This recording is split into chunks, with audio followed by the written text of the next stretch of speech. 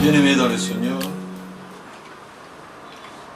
nous allons commencer la troisième leçon ou le troisième enseignement sur l'exercice de ministère dans l'Église.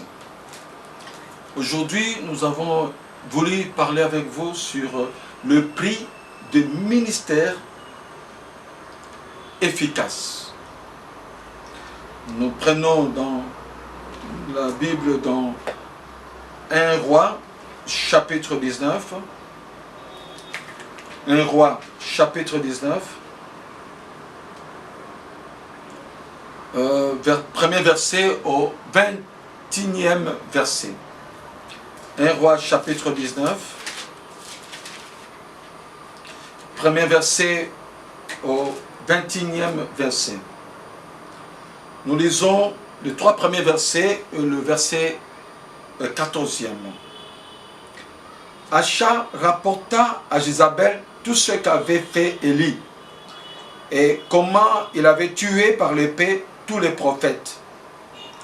Jézabel envoya un messager à Élie pour lui dire que le Dieu me traite dans toute leur rigueur si demain à 7 heures je ne fais de ta vie ce que tu as fait de la vie de chacun d'eux. Élie, voyant cela, se leva et s'en alla pour sauver sa vie. Il arriva à Beersheba, qui appartient à Juda, et il y laissa son serviteur. Verset 14, il répondit, « J'ai déployé mon zèle pour l'Éternel, le Dieu des armées, car les enfants d'Israël ont abandonné ton alliance.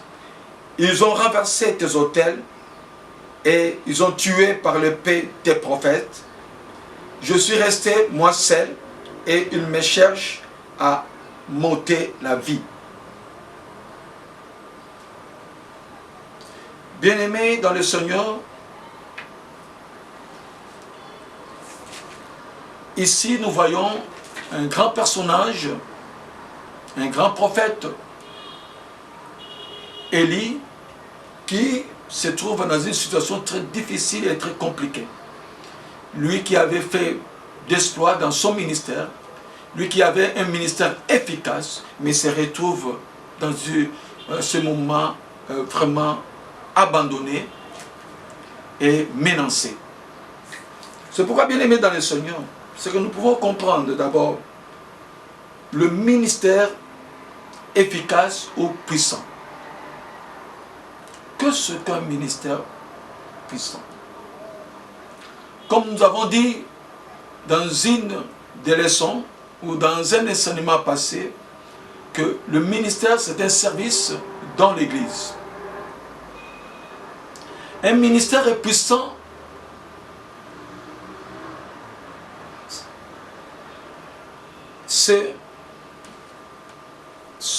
n'est pas un ministère puissant, n'est pas en rapport avec la célébrité du ministre. Non. Le ministère puissant et efficace ne veut pas dire que c'est un ministère qui est applaudi par les gens de ce monde, mais plutôt un ministère puissant et efficace, c'est celui qui reste dans la volonté de Dieu et la vision de Dieu. Dans la volonté de Dieu. Qui porte des fruits qui attirent la gloire au Seigneur. C'est à ce moment-là qu'on pourra dire que c'est un ministère efficace ou puissant. Si nous prenons le prophète Élie, Élie a manifesté un ministère puissant Nous voyons par exemple, il a prié pour que la pluie ne tombe pas pendant 3 ans et demi, et sa prière a été exaucée devant l'Israël. Il a lancé un défi devant le prophète de Baal, et que par sa prière, Dieu a fait descendre le feu du ciel. Il a ressuscité l'enfant de Verbe de Sarepta. Il a multiplié l'huile. Il a annoncé fidèlement la parole du Seigneur à Israël et au roi d'Israël. Donc, Élie avait un ministère puissant. Lorsque nous voyons encore un autre prophète, Jean-Baptiste, Jean-Baptiste n'a pas accompli de miracle, mais Jean-Baptiste a fait un grand ministère puissant. Pourquoi? Parce que son ministère a honoré Dieu. Et Jean-Baptiste est resté dans la volonté de Dieu. Il a été fidèle au message qu'il a reçu de Dieu. C'est celui d'annoncer la venue du Fils de Dieu.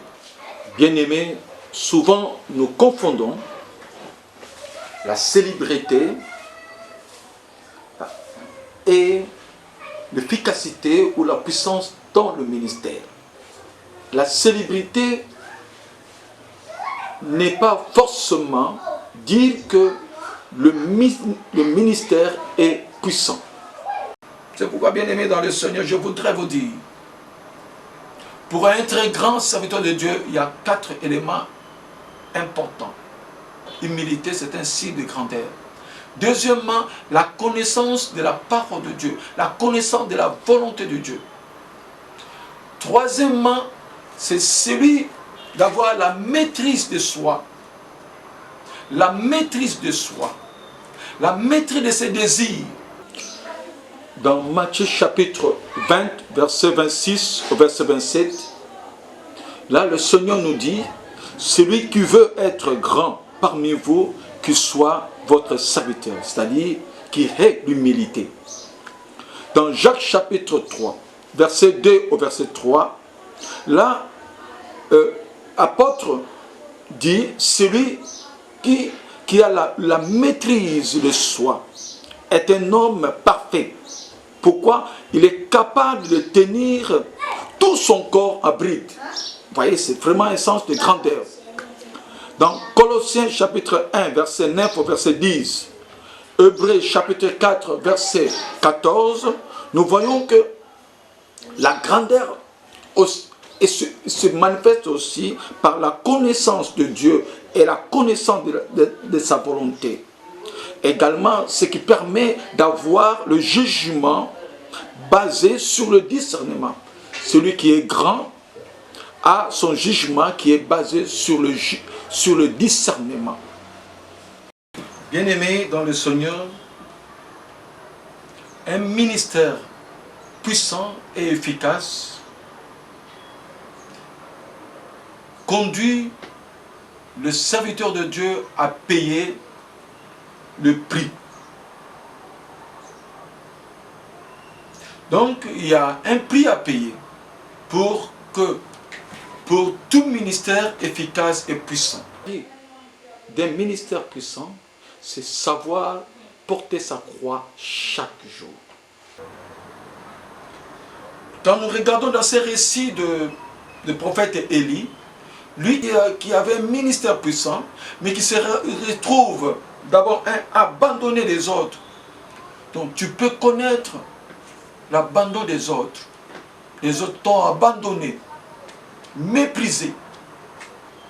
Ils ne te soutiennent plus. Tu es resté seul. C'est un moment difficile. Il faut savoir, ça peut venir. C'est un prix à payer. Il y a également le menace des autres. Les hommes et les femmes peuvent te persécuter. Les hommes et les femmes peuvent t'injurier, d'accuser d'être sorcier, d'accuser d'être magicien. C'est un prix à payer. Il y a également le combat satanique et démoniaque. Combien de serviteurs de Dieu ont été menacés par des sorciers?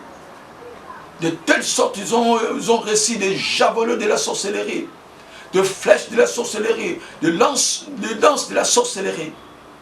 Pourquoi? Parce qu'on voit à lui, il est devenu un élément gênant. Par son ministère, il est en train de vider leur prison. Que les gens sortent, les gens sont libérés, c'est pourquoi il faudrait s'attaquer à lui. Il y a également les hommes de Dieu ayant le ministère puissant peuvent connaître les tentations, comme Jésus a connu. Le diable est venu le tenter après 40 jours de jeûne et prière. Tentation. Dans Matthieu chapitre 4, nous voyons cela. C'est pourquoi, bien-aimés dans le Seigneur, pourquoi être à payer un tel prix dans votre ministère? Pourquoi? Première raison, le Seigneur est en train de tailler votre ministère pour qu'il aille de l'avantage, pour qu'il puisse grandir davantage. Nous voyons ça dans Jean chapitre 15. Jean chapitre 15, premier verset, troisième verset. Je suis le cep et mon père est le vigneron. Tout seulement qui est en moi et qui ne porte pas de fruits, il le retranche. Et tout seulement qui porte des fruits, il le montre afin qu'il porte encore plus de fruits. C'est-à-dire, tout seulement qui porte des fruits. Quand tu portes déjà des fruits, quand tu es efficace dans ton ministère, le Seigneur viendra émonder. Émonder qui veut dire, quand nous prenons un arbre qui grandit, le jardinier commence d'abord à couper des petites branches qui sont en bas pour permettre à l'arbre de croître davantage. C'est ainsi que Dieu fait dans le ministère. Quand tu as un ministère puissant, Dieu vient, il coupe ces branches-là. C'est pourquoi, bien-aimé, le serviteur de Dieu traverse le brisement. Dans 2 Corinthiens chapitre 12, verset 1 à 10, nous voyons apôtre Paul parler de son ministère. Là-bas, il va dire quoi? Il va dire, moi, Paul, je vous prie par la douceur et la bonté de Christ, moi-même humble d'apparence, quand je suis au milieu de vous et plein d'hardiesse à votre égard, quand je suis éloigné. Il va présenter ce qu'il a réalisé avec Dieu dans son ministère, des choses extraordinaires. Apôtre Paul a récité quelqu'un, vous connaissez, Étuchite. C'est l'apôtre qui a beaucoup prêché la parole de Dieu, mais il se retrouve être à un moment frappé par... on a même tabassé, on a même donné 39 coups. On l'a frappé. Et aussi, dans son corps, il avait une écharde. Une écharde, un défaut, une infirmité. Quand il a commencé à chercher que Dieu enlève cette infirmité, Dieu va lui répondre en disant ma grâce te suffit. Bien-aimé, c'est très important. C'est très important. Et pourquoi? Troisième raison, parce que Dieu éloigne de son serviteur des hommes méchants. Dieu permettra des difficultés pour que les hommes qui sont devenus gênants dans ton ministère, des obstacles dans ton ministère, s'éloignent de toi, que tu restes seul avec Dieu, que tu prennes une nouvelle orientation, une nouvelle force.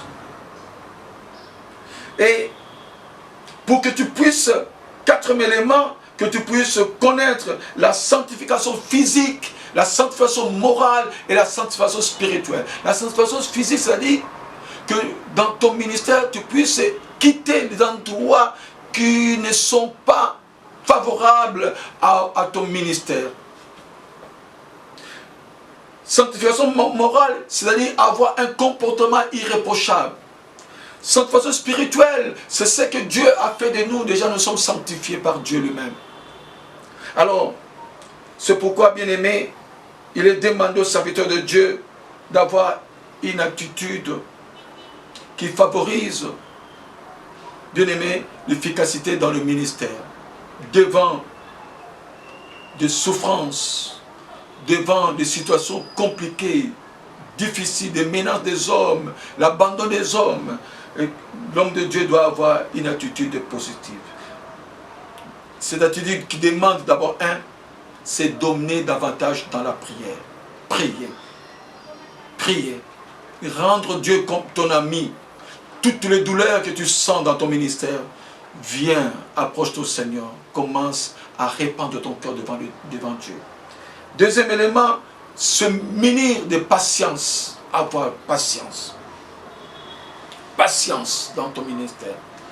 Troisième élément, garder la vision que Dieu t'a donnée. C'est pourquoi, bien-aimé, il est difficile de pouvoir rester toujours dans la vision que Dieu t'a donnée. Quand tu regardes le monde, quand tu regardes d'autres serviteurs de Dieu qui sont dans des grandes églises, mais Dieu t'a appelé de pouvoir avoir une petite église de 5, 10, 20 personnes. Tu regardes ceux qui réunissent des milliers. Non, reste fidèle dans la vision que Dieu t'a donnée. Reste fidèle. Si Dieu t'a appelé de pouvoir apporter la parole de Dieu auprès de veuves, auprès des orphelins, ou dans le milieu périphérique de la ville, reste fidèle, sois là, Dieu le sait. Jean-Baptiste, il a été appelé dans un ministère, si c'était aujourd'hui, on dirait un ministère humiliant, mais il était fidèle dans ce ministère.